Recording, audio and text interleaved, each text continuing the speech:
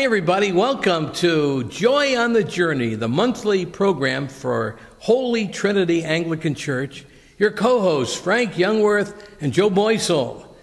And Joe, it's good to see you. Good to see you, Frank. It's getting to be summertime, isn't it? It looks that way, or at least springtime anyway. Yeah. We'll take spring. Yeah. You know, I was thinking that a lot of people write in, and they want to know more about Frank and Joe.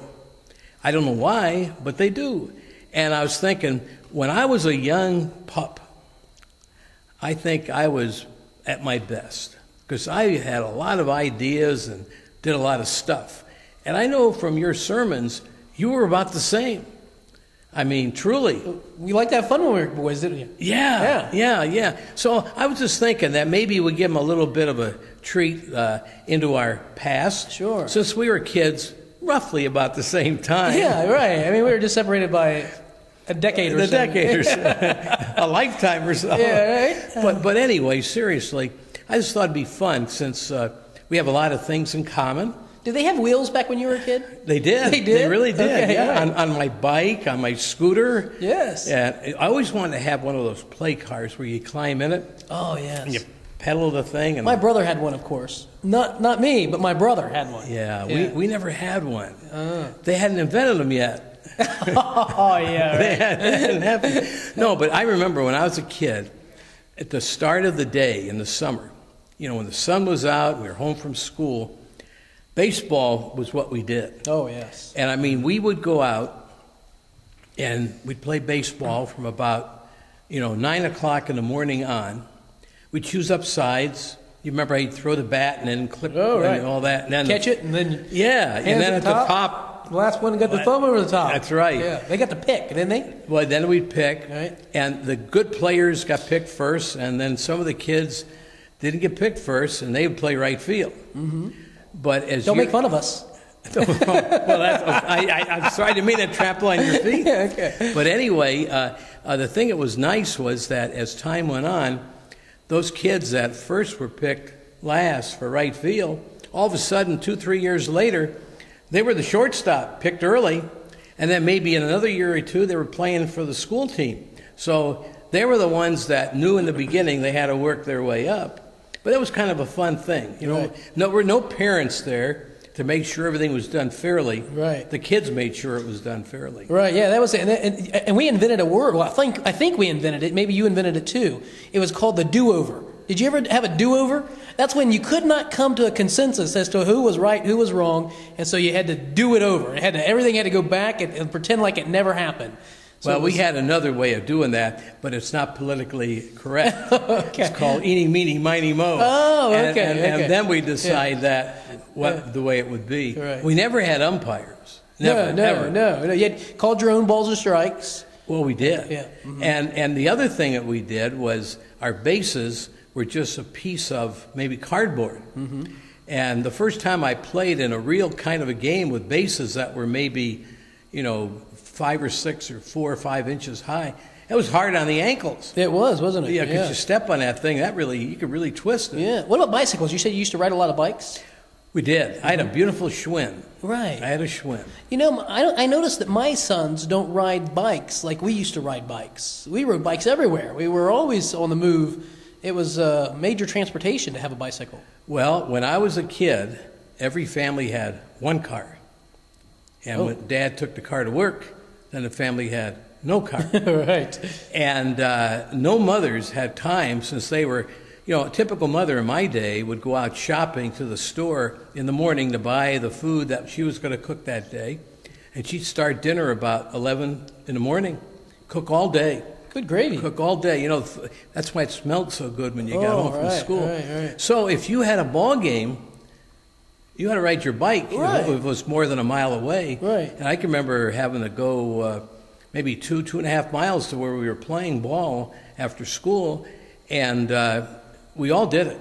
Sure. I'm sure it was that way in your day. Yeah, there was no other way to getting to the park. I mean, you had to ride the bike or your walk. Otherwise, so we had no chauffeurs. No. And when you played football, Did you play tackle or touch? Oh, well, we played tackle unless the parents saw us out there playing tackle, and then they would yell that you had to play touch. So we'd play touch till they quit looking, then we'd go back to tackle again. Yeah, we played tackle, and the hard thing about that was some kids had equipment. You know, the rich kids had shoulder pads. Oh, and nobody had shoulder pads in my neighborhood. And the rest of us didn't have shoulder pads. And that hurt when somebody with shoulder pads was coming through at you, and he put his head down. Hopefully he wouldn't hit you with his helmet, Right. and you didn't have anything. Right. I'll tell you a funny story about that. You'd equate to this. Joe and I have something very much in common. He is the father of 4 boys, and I grew up with 4 boys. And you're going to tell me... You could have been my son. I could have been. Yeah. Well, you might have been my son. That's true, though. Yeah. But anyway, I remember one time that I was playing football with the bigger kids, because I was the oldest of the 4 boys. We were all within 4 years, though. And I was the oldest, and I was playing football with the big kids. And we had this one bully. You've heard that word in recent times. I have, a bully. right. We had a bully on our street, and he decided he was going to take me out, but good. So we're playing football. It was maybe like 6-on-6. And he just really, really sent me home with a couple of scars, a couple of bruises. And when I got home, my mother looked at me and said, "Frank, what happened?" And I just walked in the house, up the stairs to my bedroom. And I was up there no more than 5 minutes. My brother Pete, he was the 3rd of the 4 boys, but he was the tough guy. He ruled the neighborhood in his age class. And Pete come up and said, "Frank, what happened?" Well, of course, you would tell your brother what happened. So I told him Johnny Victor really, really took me out. He really was after me. So he thought about it, and then he left. I never heard anything more about it, except the next day Johnny Victor didn't come to school. Well, as I heard later on, my 3 brothers and a couple of their pals went after Johnny Victor. Johnny didn't make it to school the next day, but I did. Oh, so Johnny had a little lesson of his own. He had a lesson of his own. He never was a bully again. Well, how about that? Now, when you were a boy, did you, for us, the highlight of the summer was the county fair. We would go to the county fair, and we just couldn't wait. It lasted a week, and I remember in our grade card, the last grade card of the year, at the end of the spring, before we got set free for summer vacation, the last grade card of the year, if you had good grades, you got a ticket to the fair on Wednesday. So it was the Wednesday Kids Day. You got a ticket, free admission to the fair, and boy, we lived for the county fair. Did you? Well, places that I lived growing up, and I lived a lot of places. I don't remember going to the county fair maybe more than once or twice where we lived someplace. But the one thing that they had when I was younger, and I don't know if they have them anymore, they used to have these carnivals that would come to town. And in fact, I remember when I lived in New Jersey, they had this carnival came every summer, and they had gypsies that would tag along with them. Is that right? Oh, yeah, they set up tents and all that, and the gypsies, in fact, if you were really bad, your mom and dad would say, "Now, Frank, if you're not good, we're going to give you to the gypsies." So tell me about how it was to live with the gypsies. Well, I got a degree. You got a degree in gypsyology. In gypsyology. But, thinking about gypsies and about county fairs and talking about carnivals, that kind of thing, we have something coming up here at Holy Trinity, I think, on Memorial Day, and after the parade, and we do. You probably know a little bit more about it. But there won't be any gypsies. I'm so sorry. I don't think there are any gypsies. Well, there'll be one. There'll be one. There'll be one. Our graduate of gypsyology, right here. I'll be there. Yeah, Right. and I'm going to turn my co-host into a gypsy. Okay, so yes, we have. This will be our second time our Holy Trinity Memorial Day Festival. What happens is the children and I and some people will be part of the parade route, and we'll ride through downtown on the parade route. The gypsy will be in the parade too. Will you be in the parade? Well, sure. That's fantastic. The gypsy okay. will be in the parade. So maybe we'll get you to carry a cross or a flag or something? No, Dietrich's going to carry a sign promoting it. Okay. And I'm going to try real hard to make the whole trip, and I've checked it out, and I think I'm going to make it okay. I'll put you on the back of the motorcycle if you need help. No, I found out we got a pickup truck that I can hop in if need be. Okay. And would be some Yingling in there, I think. Okay. Oh, that's legal. You better behave now. But yeah, so we'll have, and then after the parade, we come back here to Holy Trinity, which is right down the road from the parade route. We're here on Atterbury, just a block from the parade route where it begins. And we have a festival. We have inflatable toys that kids play on, big slides, and a bounce house. And Hot dogs. Popcorn. There'll be games of all sorts. Cotton prizes, candy. Cotton candy. And it's all free. It's free and open to the public. And we have just an opportunity for people to enjoy the freedoms that we've been given. We also open the sanctuary as a quiet space. So this area where we're sitting here now, where people come in and light a candle, remember loved ones or family members who have fought in foreign wars and served the country, or perhaps served here during time of peace. But those who served in the military. Will I be honored? Well, of course I you served will in be. time of peace. That's right. I was. Yes. I wish I had my uniform. I'd wear it. Well, that'd be and it would fit me, too. Oh, I'm sure it would. I only weigh about 10 pounds less than I do now when I was in the military. Yeah, and you've put on muscle since then. That's that's not my. Well, look, why don't we do this? Okay. Let's have our executive producer director, Abby Boysel, show some of the footage from last year's festival. And then we'll come back and kind of review some of the things that will be going on. That sounds really good. So here it is, last year's Holy Trinity Memorial Day Festival.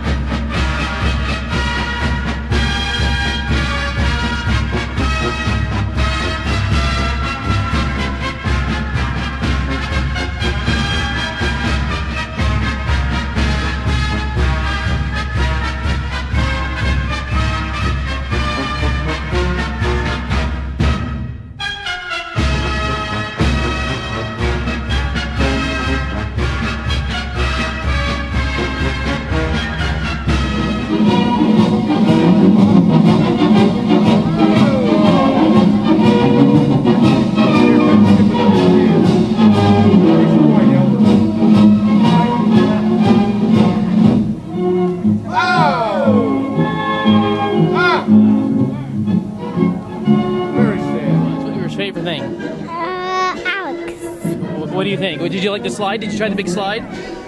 Yeah. Did you like the big slide? Yeah. Did you do the bounce house? Yeah. Yeah, was the bounce house fun? Yeah. How high could you jump? Did you jump very high? Show me how high. How high did you jump? Show me how high you went up.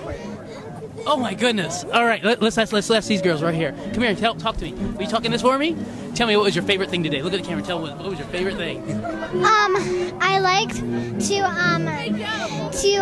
I like everything. You liked everything? Did you do the big giant slide? Yeah. Yeah. How high did you jump in the bounce house? Pretty high. Yeah. Yeah, pretty high. What about you? What was your favorite thing? Winning the fish. Winning the fish? Did you get a fish? Yeah. Can I see it? Okay, you gonna show me? Did you give it a name yet? No name? Oh my goodness. It's got to have a name. You don't know? Let's name him Freddie. You name him Freddie? Okay, Freddie. And yours is named Sinclair. Okay? I think we'll name it Grapes? Okay. And what about you? What was your favorite thing?